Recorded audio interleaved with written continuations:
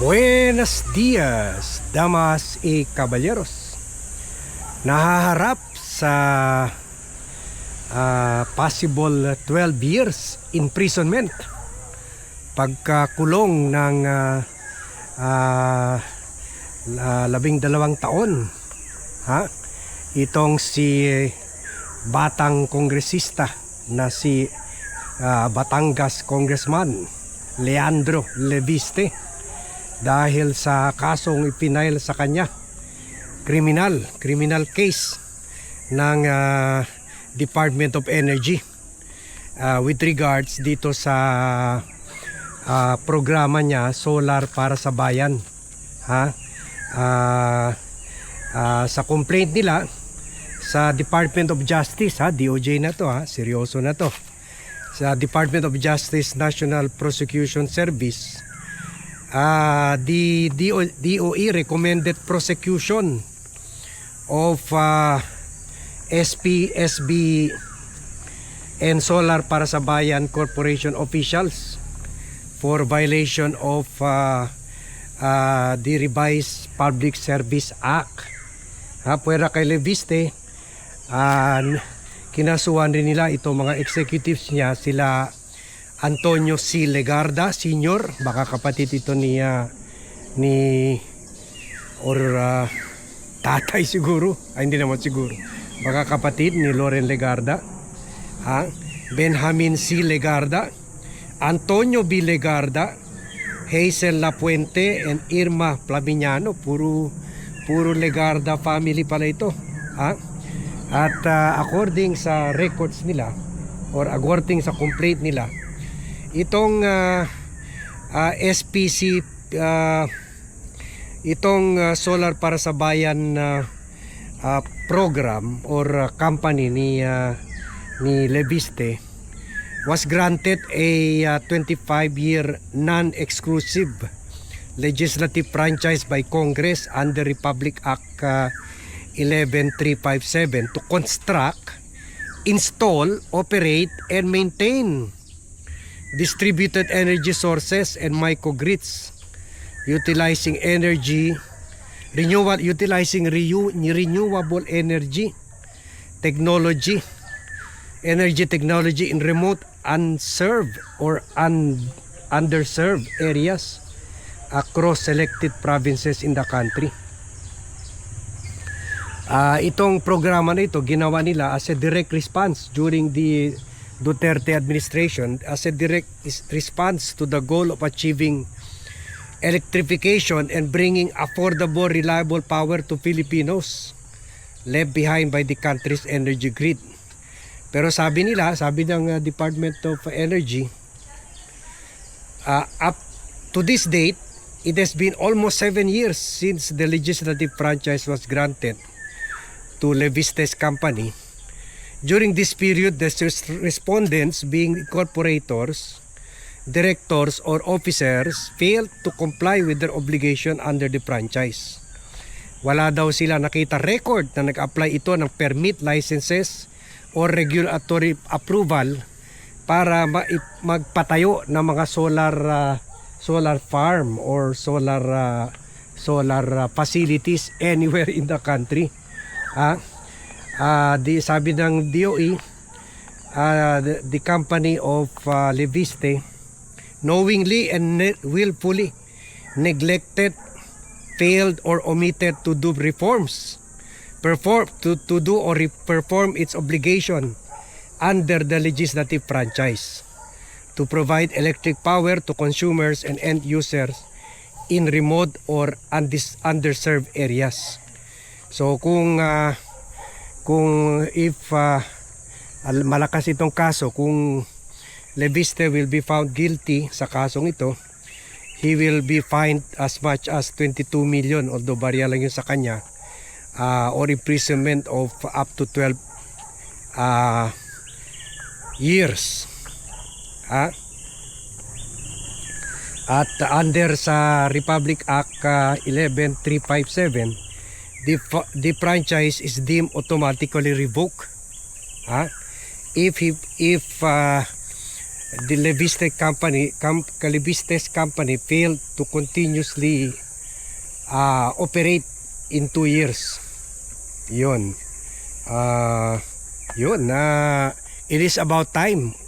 Una nito, they also fined Leviste for 30 billion plus dahil sa mga violations niya. Ang nangyari kasi nito, ganito yan. Tayo may crisis tayo, nakikita nyo naman. Parang hell talaga sa akin kung nasa Zamboanga ako at pasira-sira yung pawala-wala, pa-blackout, matindi pa rin ang blackout problem doon. So it's isa kami sa mga lugar na kailangan talaga sana itong solar power, solar energy source, kasi at least yung solar only habang may araw, tuloy-tuloy siya nagpo-produce ng kuryente. So ito sana ang sagot sa mga blackout problem, power outages problem namin sa Zamboanga City, kung saan may negosyo kami. So kaya itong Duterte administration gumawa ng isa na naman, as it turned out, another pabudol-budol project na naman, na sige, gawa tayo ng solar program. Pagkatapos ibigay natin dito kay kailangan ng prangkisa ito parang nakita nyo yung prangkisa ng ABS-CBN, ganon. Dito rin prangkisa para sa power company na sila ang gagawa ng mga solar company.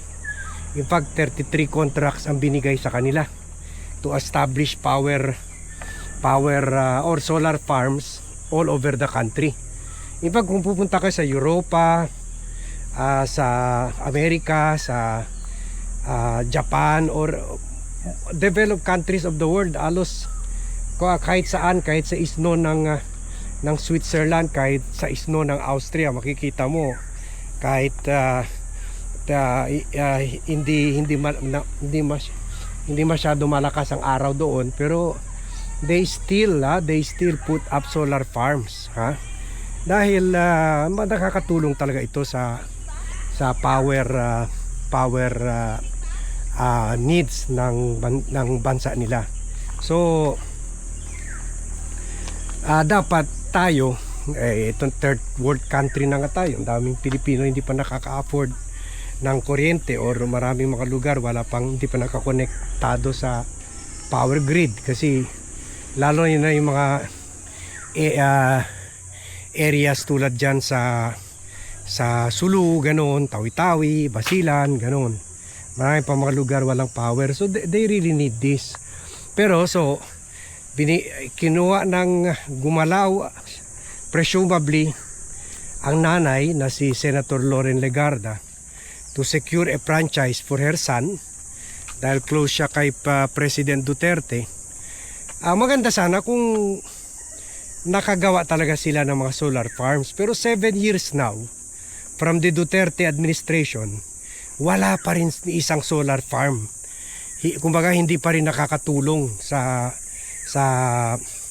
mga tao itong programa sana na mas mura at readily available power, including kami sa Mindanao.